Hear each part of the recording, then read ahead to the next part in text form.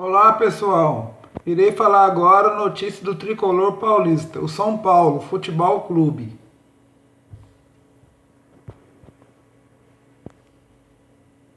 Devido à pandemia, os jogadores do São Paulo estão em recesso aguardando maiores informações para voltar aos trabalhos, como preparação física e treinamentos.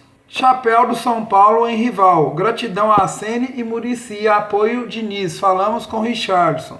Jogador conta bastidores do duelo com Liverpool no Mundial de 2005. Recorda a negociação com Palmeiras e revela a sondagem do Corinthians e Santos antes de ir ao Morumbi. Atualmente no Noroeste, na disputa da Série A3 do Paulista, o atleta de 37 anos relembrou sua trajetória no Morumbi e contou quais são os planos para o futuro. No bate-papo de mais de uma hora com repórteres Eduardo Rodrigues, João de Assis, Felipe Ruiz e Marcelo Azam, Richarlison falou de bastidores da conquista do Mundial diante do Liverpool. Detalhou a negociação com o Palmeiras antes de assinar com o São Paulo e revelou também ter sido sondado por Corinthians e Santos na época em 2005. Após essa primeira fase, realmente os 4 clubes grandes de São Paulo vieram atrás de mim, diz Richarlison, mas fortes foram o Palmeiras e o São Paulo, que se apresentaram propostas. O Corinthians e o Santos foram sondagens. Na época eu lembro que o Galo de Alexandre era o técnico do Santos.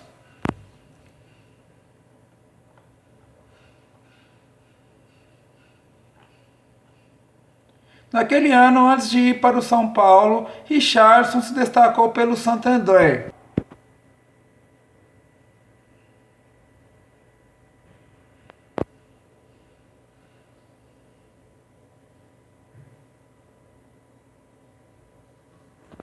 Inclusive na disputa da Copa Libertadores em um grupo no qual enfrentou o próprio Palmeiras.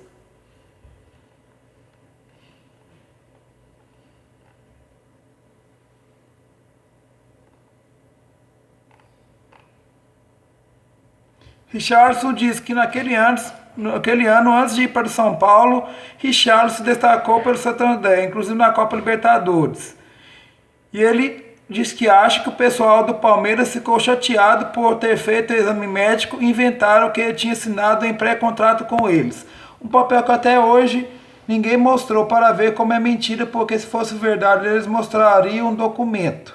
Mas como ele não tinha fechado com eles, mas sim com o São Paulo, tentaram usar de má fé e prejudicar. No podcast, Richarlison opinou sobre o atual São Paulo comandado pelo técnico Fernando Diniz. Ele demonstrou gratidão a Muricy Ramalho, treinador do tricampeão brasileiro.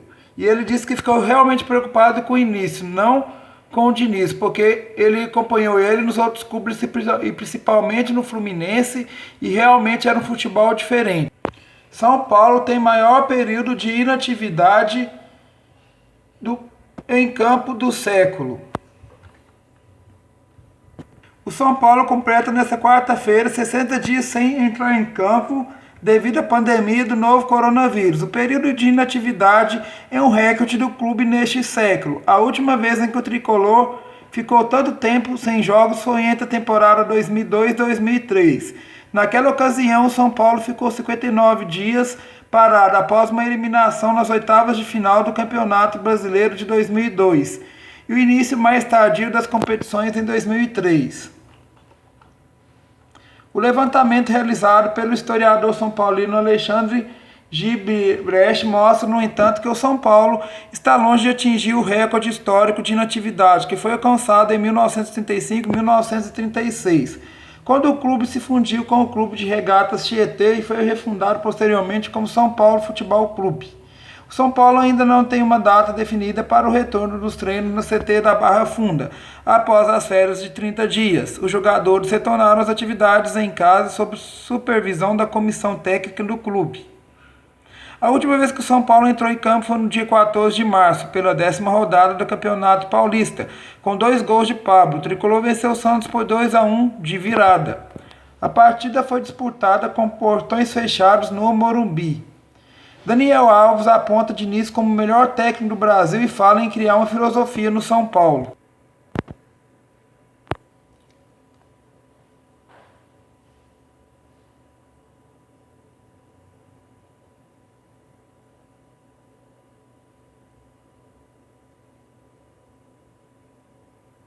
O jogador foi fundamental para que o treinador chegasse ao clube em setembro de 2019. Daniel Alves colocou Fernando Diniz como o melhor técnico da atividade no Brasil. A preferência pelo treinador do São Paulo não é de hoje, como relembrou o jogador.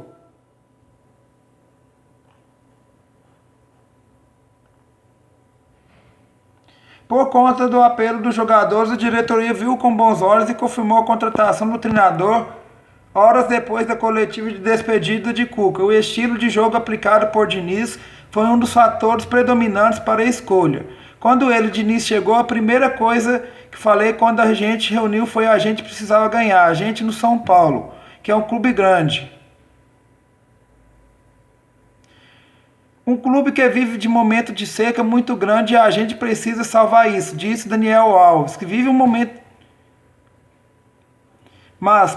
Disse Daniel Alves, mas sem perder a sua filosofia e sem perder, porque é um ganhador, mas eu gosto de fazer meus companheiros desfrutarem, gosto de fazer o torcedor desfrutar, gosto de fazer meu clube ter a sensação de que esse é o clube que eu quero para mim, disse, e essa ideia quando eu tornei a decisão de vir para o São Paulo implementar isso aqui, disse Daniel Alves.